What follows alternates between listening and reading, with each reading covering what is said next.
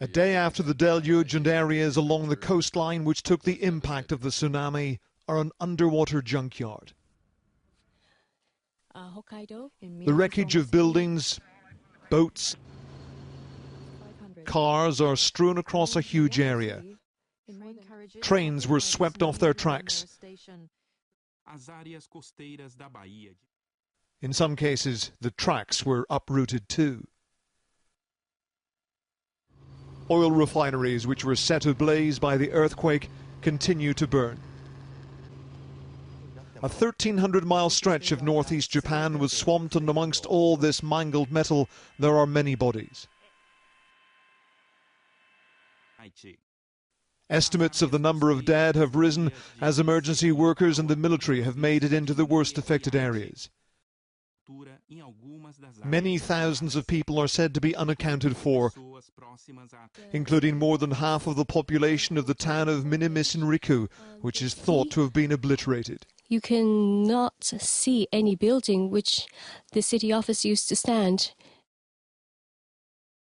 In Riku Zentakata alone, hundreds of victims were discovered, drowned or crushed by the debris that smashed into the town. 50,000 troops are being deployed to help with the enormous search and recovery effort, and specialist teams are being drafted in from other countries, including Britain. Japan's Prime Minister Naoto Kan toured his devastated country in the only form of transport which can reach coastal communities which are now inundated.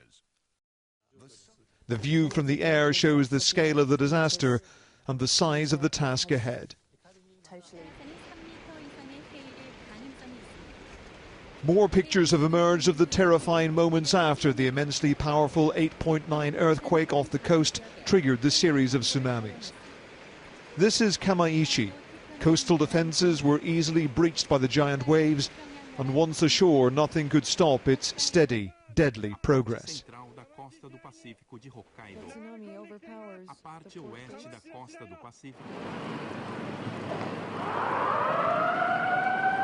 In Tsunami, like many towns, people and cars tried to accelerate away from the oncoming wall of water.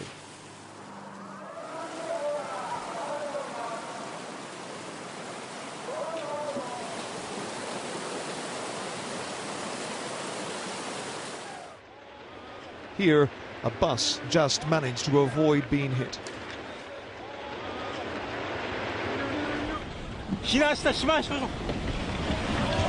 In Fukushima province, people watched in awe as below them a dam was breached.